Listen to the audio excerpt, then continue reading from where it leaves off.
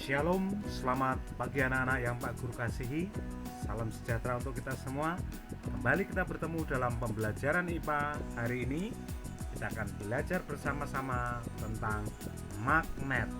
Ya, anak-anak yang Pak Guru kasihi, asal mula magnet berasal dari kata magnesia. Magnet pertama kali dimanfaatkan sebagai kompas pada kapal layar zaman dahulu. Ya, kita lihat di gambar ini bentuk kompas yang modern. Kemudian di sini ada magnet alam, itu kumpulan serbuk besi ya. Ini magnet alam. Ingat, asal mula magnet berasal dari kata magnesia. Ya. Ya, berikutnya anak-anak, benda dilihat dari segi daya tarik terhadap magnet. Itu yang pertama kita mau lihat, yaitu benda ferromagnetik. Benda ferromagnetik. Contohnya besi, baja. Nah, benda ferromagnetik itu apa? Benda ferromagnetik adalah benda yang dapat ditarik dengan kuat oleh magnet. Ya, benda-benda yang ditarik kuat oleh magnet ini disebut ferromagnetik. Biasanya terbuat dari logam besi atau baja. Berikutnya, benda diamagnetik. Benda diamagnetik adalah benda yang tidak dapat ditarik oleh magnet. Bahan benda yang tidak dapat ditarik magnet misalnya kayu, kertas, plastik, dan kaca. Kemudian anak-anak, ada satu lagi, ini Pak Guru tidak tuliskan di sini, yaitu benda paramagnetik. Benda paramagnetik adalah benda-benda yang dapat ditarik magnet namun kekuatannya lemah. Nah, benda yang lemah ditarik magnet ini disebut paramagnetik. Dia masih bisa ditarik tapi kekuatannya lemah, tidak secepat ferromagnetik. Ingat ya, paramagnetik. Contoh bendanya yaitu aluminium, logam aluminium. Berikutnya, dilihat dari sifat kemagnetan. Magnet itu ada satu magnet tetap, ya, namanya magnet permanen. Kemudian magnet sementara atau remanen, itu terbuat dari besi. Kemudian anak-anak, kalau dilihat dari bentuknya, jenis-jenis magnet, mungkin dalam kehidupan sehari-hari kalian pernah beli juga mainan-mainan magnet ya. Kita lihat ada beberapa jenis magnet, yaitu magnet batang. Nah, ini magnet batang.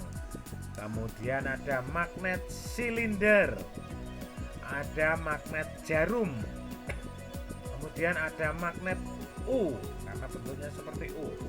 Kemudian ada magnet ladam.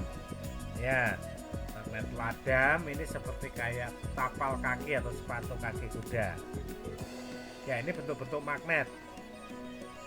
Berikutnya, hukum kemagnetan atau yang perlu diperhatikan tentang magnet. 1. Kutub senama itu tolak menolak. Yang kedua, kutub tidak senama tarik menarik. Mari kita perhatikan. Jadi magnet memiliki kutub selatan dan kutub utara. Kutub senama akan tolak menolak. Utara ketemu utara akan tolak menolak. Selatan ketemu selatan akan tolak menolak. Jika kutubnya sama akan terjadi tolak menolak. Kutub tidak senama, misalnya utara ketemu selatan atau selatan ketemu utara, maka mereka akan dapat sangat saling menarik dengan kuat, dengan baik. Jika kutubnya tidak senama atau berbeda. Berikutnya, medan magnet. Medan magnet adalah ruang di sekitar magnet yang mengalami gaya magnet. Ingat ya, medan magnet adalah ruang di sekitar magnet yang mengalami gaya magnet. Serbuk besi terkonsentrasi banyak pada daerah kutub, berarti gaya magnet terkuat itu ada pada kutub-kutubnya. Ini misalnya kalian uji coba praktek di rumah, punya sebatang magnet, kalian bawa ke tempat berpasir, kalian taruh, ketika paling banyak yang menempel itu pada bagian ujung-ujungnya. Karena apa? Karena gaya magnet terkuat itu pada kutub-kutubnya. Sekarang kita mau lihat cara membuat magnet. Ada 3, yaitu 1. Induksi, 2. Gosokan searah, 3. Elektromagnet. Ya, kita akan bahas satu persatu. Induksi. Induksi itu besi atau baja didekatkan dengan magnet. Dalam waktu tertentu maka akan menjadi magnet. Ya, contoh seperti obeng, seperti ujung gunting, ujung obeng itu rata-rata sudah dilengkapi magnet. Fungsinya mempermudah saat digunakan dalam pekerjaan. Ya, berikutnya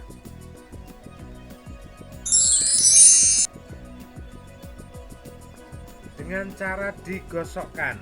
Nah, besi baja digosokkan searah. Nah, ini posisi besi, kemudian ini magnet yang sudah ada digosokkan ke arah dari atas ke bawah. Ya, terus tidak boleh berbeda arah, akan mengakibatkan tidak sukses atau tidak berhasil dalam membuat magnet dengan cara digosokkan, ya. Besi yang digosokkan searah lama-lama akan menjadi memiliki kekuatan magnet. Nah, akhirnya setelah digosok dalam waktu tertentu akan menjadi magnet. Betul sekali. Kemudian cara membuat magnet yang ketiga yaitu dengan cara elektromagnet. Yaitu sifat kemagnetannya sementara, banyak dimanfaatkan untuk alat-alat elektronika. Jadi kalau dia terhubung dengan sumber energi kelistrikan, ini contohnya baterai, itu sifat kemagnetannya bisa muncul dengan cara ini. Contoh, ini baterai, kemudian kabel dililitkan ke paku. Nah, ini juga kabel dililitkan. Ketika kabel dihubungkan, ujung paku ini akan menjadi magnet. Ketika dilepas, kemagnetannya hilang sehingga paku-paku kecilnya rontok. Kita lihat pemanfaatan magnet dalam kehidupan sehari-hari. Ya, banyak sekali kalian bisa temukan dalam kehidupan sehari-hari kalian. Itu banyak benda-benda alat elektronik yang menggunakan magnet. Nah, anak-anak, ini apa yang terjadi jika magnet itu dipotong? Magnet kan pertama memiliki kutub utara dan kutub selatan. Ketika dipotong, maka potongannya pasti akan membelah menjadi 2, yaitu bagian utara dan selatan. Ya, walaupun dipotong di tengah, di ujung, pokoknya ujung-ujungnya akan menjadi kutub magnet. Dan pasti selalu utara dan selatan. Ya,